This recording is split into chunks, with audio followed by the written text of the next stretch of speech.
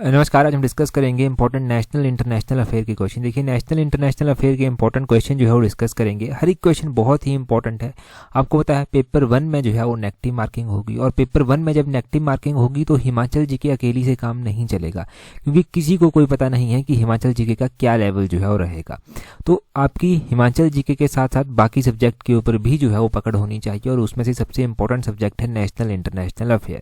तो ये सीरीज जो है वो स्पेशली नेशनल इंटरनेशनल अफेयर के लिए ही चलाई गई है। सबसे पहले क्वेश्चन से डिस्कशन स्टार्ट करेंगे। बोलते हैं what is the new name proposed for the code of criminal procedure 1898। तो बोलते हैं दंड प्रक्रिया संहिता जो है ना 1898 की, इसके लिए नया नाम जो प्रस्तावित किया गया है, इसके लिए जो नया नाम प्रस्तावित किया गया है वो यहाँ पर पूछा गया है कि वो नया नाम जो है वो क्या है। तो आपने यहाँ पर ध्यान रखना है कि जो नया नाम प्रस्तावित किया गया है कोड ऑफ क्रिमिनल प्रोसीजर 1898 के लिए, वो है भारतीय नागरिक सुरक्षा संहिता। क्या है? भारतीय नागरिक सुरक्षा संहिता जो है ये इसके लिए नाम प्रपोज किया गया है। अगर आपको ध्यान हो तो इससे पहले भी जो है हम इसके ऊपर चर्चा कर चुके हैं। अभी ये बिल जो है वो लोकसभा से पास हो चुका है, राज्यसभा से जो है वो पास हो चुका है। अभी एक्चुअली में पूरी डिटेल से बात जानते हैं क्या है। देखो, 3 ऐसे मुख्य रूप से कानून है। एक आईपीसी है जो इंडियन पिनल कोड है 1860 का, ये 1860 का है। इसका नाम जो है वो भारतीय न्याय संहिता 2023 जो है वो रखने की बात कही है।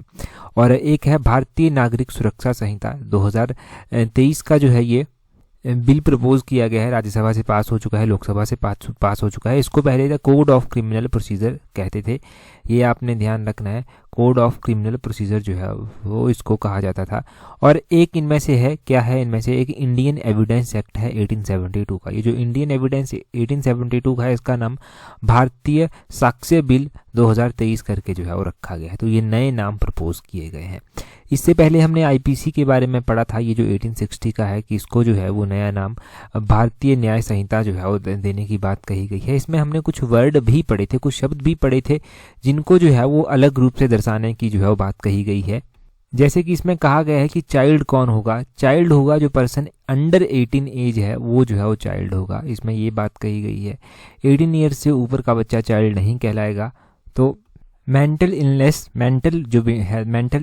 जो होती है उसको भी रिप्लेस करने की बात कही गई है। उसको अनसाउंडनेस ऑफ माइंड के साथ जो है वो रिप्लेस कर दिया जाएगा, यानी कि मेंटल इलनेस वर्ड यूज़ नहीं होगा, अनसाउंडनेस ऑफ माइंड जो है वो इस्तेमाल किया जाएगा।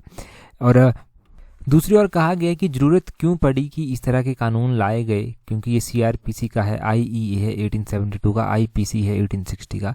इस तरह के कानून लाने की ज़रूरत इसलिए पड़ी क्योंकि ये सारे के सारे जो है वो अंग्रेज़ों के टाइम के कानून है। अब सारे के सारे अंग्रेज़ों के अंग्रेज़ों के टाइम के कानून हैं, तो उस टाइम परिस्थितियाँ कुछ और थी, भारत गुलाम था, और कानून उस टाइम के हिसाब से बनाए गए थे, और वही कानून अभी तक जो था वो चलते आ रहे थे। इसीलिए जो था वो उसको चेंज करने की बात कही गई। परंतु एक इसमें जो है वो चीज़ देखने की ये है कि जब ये लोकसभा से पारित किया गया ना, तो सिर्फ कुछ ही सदस्य जो था वो अपोजिशन में जो था वो पारित थे, मतलब प्रॉपर डिस्कशन के साथ ये पारित नहीं हुआ। एक तो 97 या फिर 140-50 से ज़्यादा हो गए हैं अब तो मेंबर, जो कि सस्पेंड कर दिए गए हैं, तो वो भी डिस्कशन का अलग से मामला है। परंतु जो इंपॉर्टेंट चीज़ें एग्जाम पॉइंट ऑफ व्यू से बनी उनको आप यहाँ से नोट कर लेना। अगला क्वेश्चन देखते हैं जी हमारे पास क्या पूछा गया है। मोस्ट इंपॉर्टेंट क्वेश्चन बोलते हैं, यहाँ पर बोला गया है JN1 recently in news is related to which of the following. तो बोलते हैं कि हाल ही में खबरों में रहा JN1 निम्नलिखित में से किससे संबंधित है? तो ये कोविड-19 से संबंधित है। ऑप्शन सी सही आंसर है। कोविड-19 का ये एक नया वेरिएंट आप कह लीजिए है, और इसके बहुत ज़्यादा केसेस जो है वो यहाँ पर देखने को मिले, इंडिया में भी और बाहर भी। तो इसको लेकर जो था वो मिनिस्ट्री ऑफ हेल्थ ने जो था वो मीटिंग की और गाइडलाइंस जारी की कि अभी इन चीज़ों को लाइटली नहीं लिया जा सकता, क्योंकि इन चीज़ों से पहले ही जो है वो बहुत ज़्यादा नुकसान हो चुका है, बहुत ज़्यादा सफ़र जो है वो कर चुके हैं। तो उसी को लेकर ये चर्चा में आया। थोड़ा सा और भी डिटेल में जानेंगे तो आपको पता चलेगा कि JN1 जो है ये सब वेरिएंट है कोविड-19 वायरस का, और ओमिक्रॉन जो वेरिएंट आपने पहले देखा था ना, उसी में जो है ये उसी के साथ थोड़ा थोड़ा रिलेट ये करता है एक तरह से। और इसके बारे में ज़्यादा जानने की आपको और ज़रूरत है भी नहीं। अभी यहाँ से मिनिस्टर ऑफ जो हेल्थ हैं वो कौन है इंडिया के, वो आपको पता होना चाहिए कि मिनिस्टर ऑफ हेल्थ जो है वो कौन है। अगर हम बात करते हैं मिनिस्टर ऑफ हेल्थ की प्रेजेंट टाइम में उनका क्या नाम है, तो वो है मनसुख मांडविया। मनसुख मांडविया का नाम आपने ध्यान रखना है, ये मिनिस्टर ऑफ हेल्थ हैं। चलिए जी, ये क्वेश्चन यहाँ से हो गया। अगला क्वेश्चन देखते हैं, इतना काफ़ी है जानने के लिए। हाँ, WHO के बारे में बात जान सकते हैं आप थोड़ा सा यहाँ पर, क्योंकि जब भी इस तरह के मामले आते हैं तो WHO जो है वो चर्चा में रहता है। WHO की बात करेंगे, WHO की स्थापना कब की गई थी, इसका हेडक्वार्टर जो है वो कहाँ पर स्थित है। तो WHO का हेडक्वार्टर जो है वो जेनेवा स्विट्ज़रलैंड में जो है वो स्थित है। और इसकी स्थापना की बात करें तो 1948 में इसकी स्थापना हुई थी। वर्ल्ड हेल्थ डे भी जो है वो मनाया जाता है। वो कब मनाया जाता है तो मैं बार बार आपको बताता हूँ, इस सीरीज़ में हम बहुत बार डिस्कस कर चुके हैं कि 7 अप्रैल को जो है वो वर्ल्ड हेल्थ डे जो है वो मनाया जाता है। 7 अप्रैल को 1948 में जो था WHO की स्थापना की गई थी, तो उसी को ये सेलिब्रेट करने के लिए मनाते हैं इस दिन को। अगला क्वेश्चन देखते हैं अब हमारे पास क्या पूछा गया है। अगले क्वेश्चन में पूछा गया है साहित्य academy award 2023 awarded in how many languages. तो बोलते हैं कि अभी हाल फिलहाल में साहित्य अकादमी अवार्ड दिए गए 2023 के, परंतु कितनी भाषाओं में ये दिए गए। 2023 के ये अवार्ड 24 भाषाओं में दिए गए। ऑप्शन डी जो है वो सही आंसर हो जाएगा। अब देखो 24 भाषाओं में दिए गए, यहाँ से आप एक और बात ध्यान रखें कि साहित्य अकादमी अवार्ड जो था ये लिटरेरी ऑनर्स हैं और 1954 में जो था उसको एस्टेबलाइज किया गया था। ये इंपॉर्टेंट हो गया आपके लिए। 24 भाषाओं में दिया गया है, तो अलग अलग लोगों को जो है ये दिया गया है, उनके अलग अलग कार्यों के लिए जो है वो दिया गया है। जैसे कि नीलम शरण गौर हो गए, ये जो है वो सिलेक्ट किए गए हैं। इंग्लिश लिटरेचर के लिए जो है वो इनको ये दिया गया है, इंग्लिश लैंग्वेज कैटेगरी में इनको ये दिया गया है। इनकी जो रिक्विन इन रागा जांगी करके जो है किताब है, कोई नोवेल है इनका कोई, उसके लिए इनको दिया गया है। हिंदी में अगर हम बात करें तो संजीव को जो है वो दिया गया है।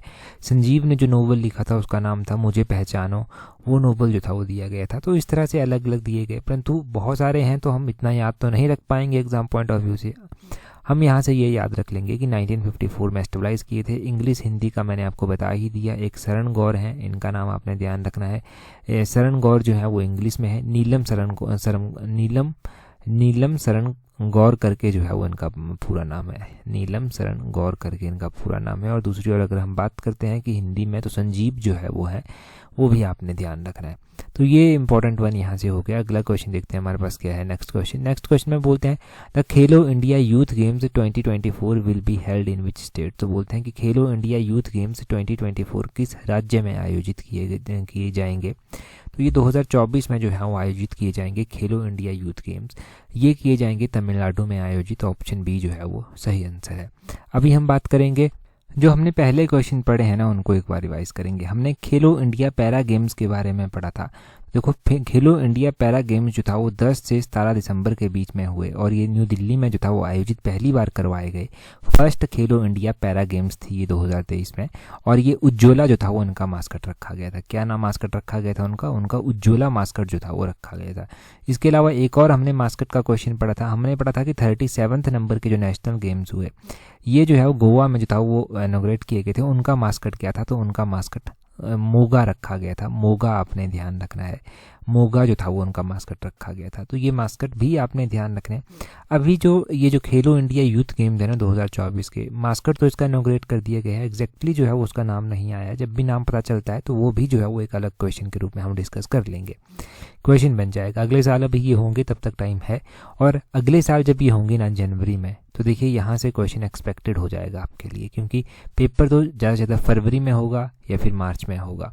ठीक है, तो इसलिए ये मोस्ट एक्सपेक्टेड क्वेश्चन बन जाएगा। हो सकता है जनवरी एंड में ही पेपर स्टार्ट हो जाए, कभी भी हो सकते हैं, वो तो चलो एक्सपेक्टेड है। अभी हम तो ऐसे टेंटेटिव से ऐसे बोल दिया हमने, कभी भी पेपर हो सकते हैं वैसे तो। और इस तरह के क्वेश्चन बहुत ज़्यादा इंपॉर्टेंस यहाँ पर फिर रखते हैं। अगला क्वेश्चन देखिए हमारे पास क्या पूछा गया है नेक्स्ट क्वेश्चन में बोलते हैं when is national mathematics day celebrated every year. तो बोलते हैं national mathematics day every year जो है वो कब मनाया जाता है। अब देखो मैथ का ये इंपॉर्टेंट डे है और नेशनल लेवल का है, तो ये कब मनाया जाता है। आपने ध्यान रखना है कि नेशनल मैथमेटिक्स डे जो है वो प्रत्येक वर्ष 22 दिसंबर को जो है वो मनाया जाता है। ऑप्शन सी सही आंसर है। 22 दिसंबर को मनाया जाता है क्योंकि इस दिन जो है वो बर्थ एनिवर्सरी होती है किसकी, जो एक लेजेंडरी मैथमेटिशियन थे श्रीनिवासन रामानुजन, उनकी जो है वो बर्थ एनिवर्सरी होती है, इसलिए जो है वो ये मनाया जाता है। अब Nobel prize to Nobel prize जो है वो श्रीनिवासन रामानुजन को मिल चुका है। देखो इनको नोबेल प्राइज़ तो नहीं मिला है, परंतु एक रामानुजन प्राइज़ अलग से होता है। इन्हीं के नाम पर जो है एक रामानुजन प्राइज़ जो है वो बनाया गया है। तो रामानुजन प्राइज़ जो है मैथमेटिक्स में कोई अच्छी डेवलपमेंट करता है उनको जो है वो दिया जाता है। तो क्या हाल फिलहाल में कोई ये अवार्ड दिया जा चुका है रामानुजन अवार्ड। तो तो हमने पढ़ा था कि जो रामानुजन प्राइज़ है मैथमेटिक्स में जो था वो किसको दिया गया था, वो दिया गया था रुक्सियांग झांग को। इनका नाम आप ध्यान से देखें कि किस तरह से जो है वो इनका नाम लिखा जाता है और किस तरह से इनका नाम है, पूरा प्रोनाउंसिएशन फिर आप अपने हिसाब से कर पाएंगे। तो इनका नाम है इस तरह से RUXIANG रुक्सियांग, और झांग करके है आगे, इस तरह से इनका नाम है। इनको जो है वो रामानुजन प्राइज़ जो है वो 2023 का मिल चुका है। तो मैथमेटिक्स डे कब मनाया जाता है? रामानुजन प्राइज़ आपने ध्यान रखना है। आपने ध्यान रखना है कि रामानुजन जी को जो है वो नोबेल प्राइज़ तो नहीं मिला है, परंतु एक नोबेल प्राइज़ अगर किसी को मिला है तो वो CV रमन को जो है वो नोबेल प्राइज़ मिला है। और CV रमन को जो है वो नोबेल प्राइज़ जो है वो कौन से ईयर में जो है वो मिला है, ये क्वेश्चन पूछा जाता है। तो CV रमन को जो था वो नोबेल प्राइज़ जो था वो 1930 में जो था वो मिला था। 1930 में जो था वो CV रमन को नोबेल प्राइज़ मिला था, और फिजिक्स में जो था वो इनको ये नोबेल प्राइज़ मिला था। फिजिक्स की बात हुई है तो नेशनल साइंस डे कब मनाया जाता है, वो भी आपको पता होना चाहिए कि नेशनल साइंस डे जो है वो प्रत्येक वर्ष कब मनाया जाता है। फरवरी के महीने में मनाया जाता है, और 28 फरवरी को जो है वो नेशनल साइंस डे जो है वो मनाया जाता है। Science day, mathematics day, Ramanujan prize 2024 में किसको दिया गया, 2023 का किसको दिया गया, और नेशनल साइंस डे।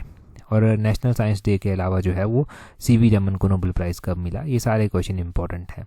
अगला क्वेश्चन देखें, अगले क्वेश्चन में क्या बोलते हैं यहाँ पर अगले क्वेश्चन में बोला गया है Indian navy operation Trident was took place in which of the following year. तो ये जो भारतीय नौसेना का ऑपरेशन था ट्राइडेंट, ये बोलते हैं कि किस वर्ष जो था वो हुआ था।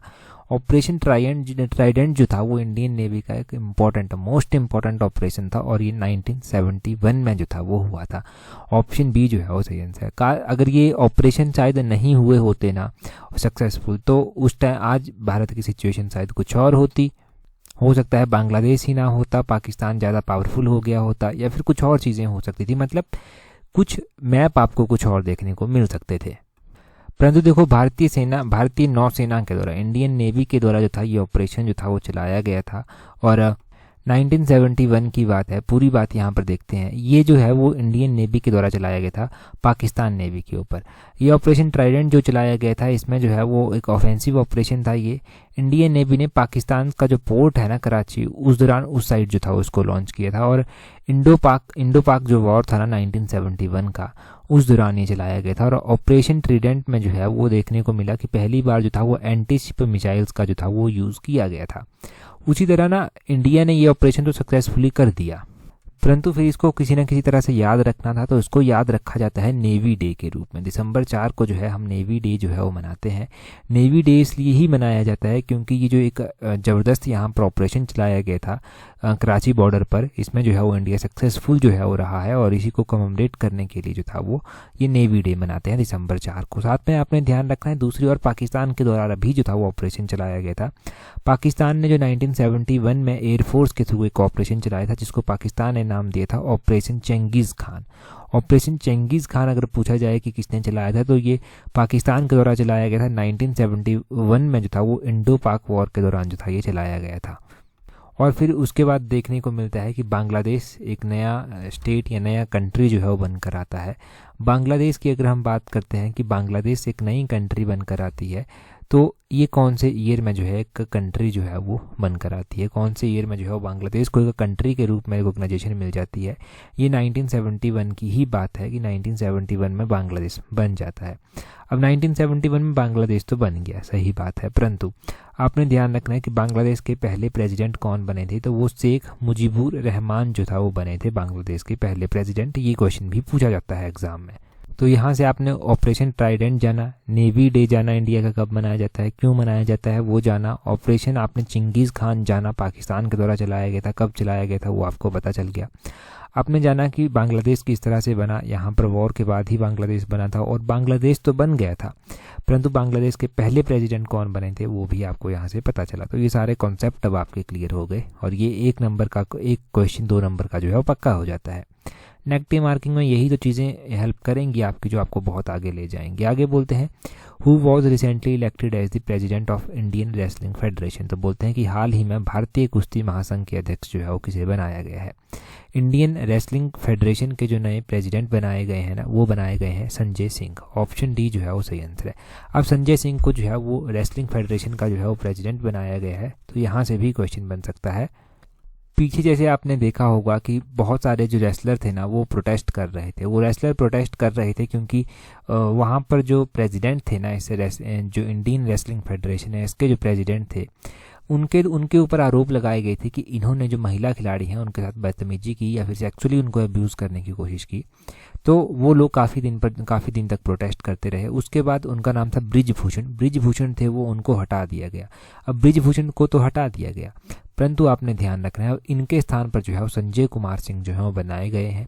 इनके बारे में अगला क्वेश्चन जो है वो जानेंगे एक और आगे के क्वेश्चन में, वहाँ से आपको और भी चीज़ें फिर पता चलेंगी।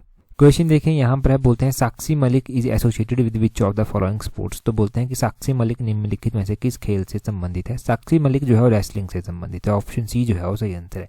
साक्षी मलिक जो है वो क्यों चर्चा में आई, क्यों ये इंपॉर्टेंट है, क्योंकि साक्षी मलिक ने जो है वो रेसलिंग से जो है वो रिटायरमेंट अब ले ली है।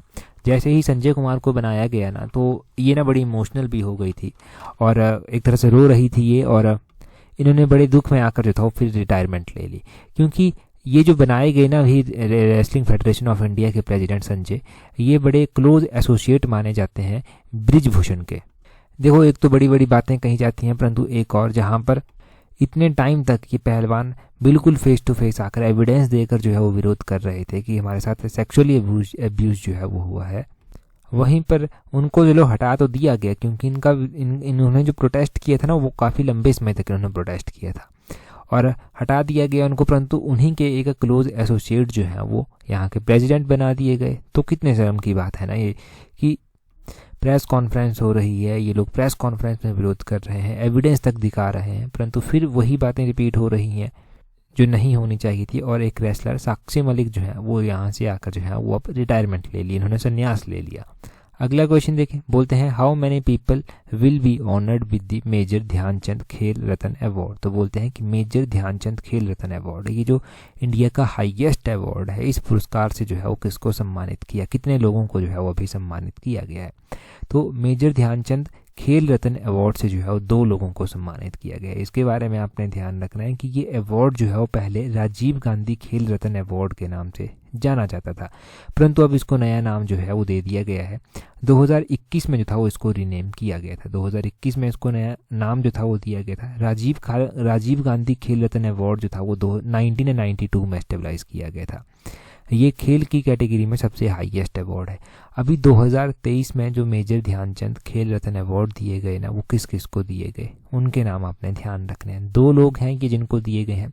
एक है बैडमिंटन प्लेयर जिनका नाम चिराग सेठी है, चिराग चंद्रशेखर सेठी जो है वो इनका पूरा नाम है। और दूसरे प्लेयर जो है उनका नाम भी आपने ध्यान रखना है, उनका नाम है सात्विक साई रंकी रेड्डी या फिर रंकी रेड्डी सात्विक साई जो है वो इनका नाम है।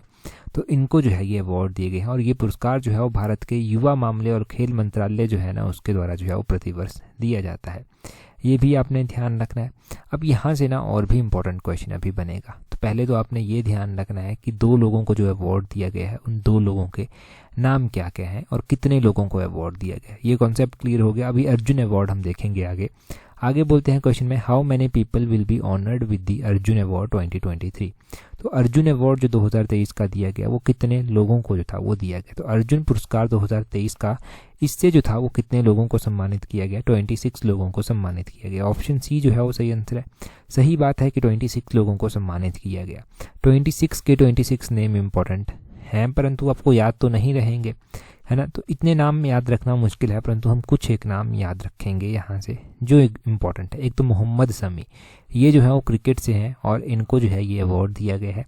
दूसरा, जब हम हिमाचल से संबंध रखते हैं तो कबड्डी में जो है वो रितु नेगी जो कैप्टन रही थी, उनको जो है ये अवार्ड दिया गया है। रितु नेगी आपने ध्यान रखना है।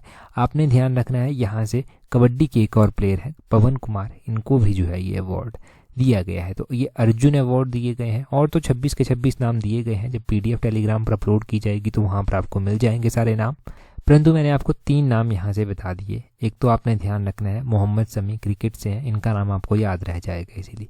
रितु नेगी आपने कबड्डी का ध्यान रखना है, हिमाचल प्रदेश से हैं, सिरमौर जिले से संबंध रखती हैं। और साथ में कबड्डी के ही एक और प्लेयर हैं तो उनके नाम आपने ध्यान रख लेना है, पवन कुमार उनका नाम है, कबड्डी के प्लेयर हैं। हाँ, यहाँ से एक बात ध्यान रखें कि ये जो ना दिया गया ना यहाँ पर मेजर ध्यानचंद खेल रत्न अवार्ड, एक तो चिराग को दिया गया है, एक सात्विक को दिया गया है। तो चिराग और सात्विक दोनों ना एशियन गेम्स में भी इन्होंने पार्टिसिपेट किया था और गोल्ड मेडल जो था ये जीत कर लाए थे। और ये दोनों के दोनों ही ना बैडमिंटन प्लेयर हैं, ये भी ध्यान रखें। इन्होंने वर्ल्ड चैंपियनशिप में भी पार्टिसिपेट किया था, ब्रॉन्ज मेडल वहाँ पर ही जीत कर लाए थे। कॉमनवेल्थ गेम्स जो हुई थी वहाँ पर भी इन्होंने पार्टिसिपेट किया था और सिल्वर मेडल वहाँ पर ये जीत कर लाए थे। तो ये भी नोट करें, ये भी क्वेश्चन बन सकता है यहाँ से। और दूसरी ओर आपने ध्यान रखना है कि 5 कोचेज़ को जो है वो द्रोणाचार्य अवार्ड जो है वो दिए गए हैं। इसके अलावा जो है वो ध्यानचंद अवार्ड भी दिया गया है। ध्यानचंद अवार्ड जो है वो ये तो पता चल गया आपको मेजर ध्यानचंद जी का अवार्ड कितने लोगों को दिया गया है। परंतु ये ध्यान रखना है आपने कि नेशनल स्पोर्ट्स डे जो है वो प्रत्येक वर्ष हम मनाते हैं 29 अगस्त को। ये क्यों मनाया जाता है? क्योंकि इस दिन बर्थडे होता है मेजर ध्यानचंद जी का। मेजर ध्यानचंद जो था ये हॉकी के प्लेयर थे और इनका बर्थडे होता है इस दिन, तो इसलिए जो है ये 29 अगस्त को जो है वो ये डे मनाया जाता है, नेशनल स्पोर्ट्स डे, राष्ट्रीय खेल दिवस। और इन्होंने जो था वो हॉकी को जो था वो हॉकी जब ये खेलते थे ना तो इन्होंने गोल्ड मेडल जीता था इंडिया के लिए 1928 में, 1932 में, 1936 में। ये ओलंपिक्स हुए थे, इनमें इन्होंने गोल्ड मेडल जीता था। 1928 ओलंपिक्स, 1932 ओलंपिक्स, 1936 ओलंपिक्स, ये भी ध्यान रखें। अगला क्वेश्चन देखते हैं। देखो अगला क्वेश्चन देखें उससे पहले आपने ध्यान रखना है कि पीजीटी पेपर 1 के लिए आप टेस्ट सीरीज भी जो है वो प्रैक्टिस कर सकते हैं। पीजीटी पेपर 1 के लिए टेस्ट सीरीज प्रैक्टिस कर सकते हैं। टेस्ट सीरीज का लिंक नीचे डिस्क्रिप्शन बॉक्स कमेंट बॉक्स में जो है वो दिया गया है। अभी देखो पीजीटी टेस्ट सीरीज की, पीजीटी की जो पेपर 1 की टेस्ट सीरीज है ना उसका एक पार्ट परसों जो था वो अपलोड किया गया था। अभी वहाँ पर ना करंट अफेयर्स भी जो है वो अपलोड की जाएंगे, मतलब एमसीक्यू बेस में जो है वो करंट अफेयर अपलोड की जाएंगी ताकि उनकी प्रैक्टिस हो सके। वहाँ से नेशनल इंटरनेशनल अफेयर्स को भी स्ट्रॉन्ग किया जाएगा। ठीक है, तो अभी वो पार्ट, अभी डेट उसकी डिसाइड नहीं हुई है कि कब अपलोड किए जाएंगे, परंतु 1-2 दिनों में वो भी अपडेट कर दिया जाएगा टेलीग्राम पर। उन एस्पिरेंट्स को जो तैयारी कर रहे हैं या फिर जो पीजीटी पेपर 1 की टेस्ट सीरीज में हमारे साथ जुड़े हुए हैं, उस ग्रुप पर हमारे साथ जुड़े हुए हैं, तो आप भी जुड़ सकते हैं। नीचे डिस्क्रिप्शन बॉक्स कमेंट बॉक्स में लिंक दिए गए हैं, वहाँ से जुड़ सकते हैं। अभी हिंदी के इंपॉर्टेंट क्वेश्चन देखते हैं। तो बोलते हैं हाथी हाँकने का लोहे का जो डंडेदार हुक होता है ना उसको क्या कहते हैं? उसको अंकुश कहा जाता है। ध्यान रखना, उसको क्या कहते हैं? उसको अंकुश जो है वो कहते हैं। इस तरह के क्वेश्चन देखो पटवारी के एग्जाम के लिए इंपॉर्टेंट है। पीजीटी पेपर 1 में जो हिंदी 20 नंबर की आएगी वहाँ पर इंपॉर्टेंट है। कंडक्टर के एग्जाम में आपको इस तरह का एक क्वेश्चन देखने को मिला था, तो ये सारे एग्जाम्स के लिए इंपॉर्टेंट है। हाथी हाँकने का लोहे का जो डंडेदार हुक है उसको अंकुश कहते हैं। जिसको गोद में स्थान मिला हो उसको क्या कहते हैं? तो जिसको गोद में स्थान मिला हो उसको अंकस्थ जो है वो कहा जाता है। क्या कहते हैं? उसको अंकस्थ जो है वो कहते हैं। इसको बेस्ट मेथड में आपको बताऊं ना तो इसको जैसे जैसे मैं बोल रहा हूं ना तो आप साथ साथ में लिख भी सकते हैं। बड़ी अच्छी प्रैक्टिस हो जाएगी साथ साथ में और याद भी रहेंगे आपको। गोद में सोने वाली स्त्री उसको क्या कहेंगे? उसको जो है वो कहेंगे अंकसायनी। उसको क्या कहेंगे? अंकसायनी जो है वो उसको कहेंगे। ये आपने ध्यान रखना है, गोद में सोने वाली स्त्री। नेक्स्ट वन देखते हैं। यहाँ पर बोलते हैं जमहाई के साथ अंग को तानना, उसको तो अंगड़ाई कहते हैं, बड़ा ही सिंपल है, अंगड़ाई कहते हैं उसको। आगे बोलते हैं शरीर के किसी अवयव का टूटना, तो शरीर के किसी अवयव का टूटना जो है वो अंग भंग कहलाता है। अंग भंग क्या कहलाता है? अंग भंग जो है वो कहलाता है। एलाइड सर्विसेज में भी ना ये पता नहीं 10 नंबर के या 20 नंबर के पूछे जाते हैं इस तरह के, तो वो भी वहाँ पर तो लिखने के लिए आते हैं। मेंस का पेपर वो होता है, वहाँ पर तो लिखने के लिए आते हैं, तो वहाँ पर तो ऑप्शन भी नहीं मिलेगा, तो याद होने चाहिए आपको ऐसे, इसीलिए ऐसे डिस्कस कर रहे हैं। बहुत सारे एग्जाम्स की तैयारी होगी और ये उस टाइम पता चलेगा जब एग्जाम में ये आपकी हेल्प करेंगे। आगे बोलते हैं जो दूसरों के बलबूते पर हो उसको क्या कहेंगे? उसको अपर बल कहेंगे। अपर बल जो है वो उसको कहेंगे अपर बल, जो दूसरों के बलबूते पर हो। जो बिना ढका हो उसको क्या कहेंगे? जिसको एक तो चीज़ होती है ढकी हुई, जो बिना ढका हुआ हो उसको क्या कहेंगे? उसको अनावृत कहेंगे। क्या कहेंगे? अनावृत कहेंगे। इस तरह से अनावृत लिखा जाता है, ये भी ध्यान रखना है। जो दूसरों से संबंधित ना हो, यहाँ पर पूछा गया है जो दूसरों से संबंधित ना हो उसको अनन्य कहते हैं। क्या कहते हैं? अनन्य। अनन्य इस तरह से लिखेंगे, ये ध्यान रखें। आगे बोलते हैं जो व्यवहार में न लाया जा सके, जो व्यवहार में ना लाया जा सके उसको क्या कहेंगे? उसको कहेंगे अव्यवहित कहेंगे और लिखेंगे किस तरह से इसको, अव्यवहित लिखेंगे। ये ह के पैरों में र भी लगेगा, ये ध्यान रखना। और ये अव्यय है, या नहीं है, ये ध्यान रखना। अव्यय है ये, अव य को कोई मात्रा नहीं है, क्योंकि कई बार करेक्शन भी आ जाती है इस तरह से करने को। लास्ट वीडियो में भी तो हमने ऐसे डिस्कस किए थे, तो एक मैं उनमें से पूछ लेता हूँ आपसे, आपका रिवीजन हो जाएगा। लास्ट टाइम हमने डिस्कस किया था एक, जिसके टुकड़े ना हो सकें, जिसके टुकड़े ना हो सकें उसको क्या कहा जाता है, वो आप कमेंट करके जल्दी से बताएं। और एलाइड सर्विसेज की टेस्ट सीरीज अगर आपको ज्वाइन करनी है, क्योंकि एलाइड की पोस्टें किसी भी टाइम आपको देखने को मिल जाएंगी। कमीशन तक पोस्टें पहुंचने वाली हैं एक तरह से, और आपको जल्दी से देखने को ये मिलेंगी।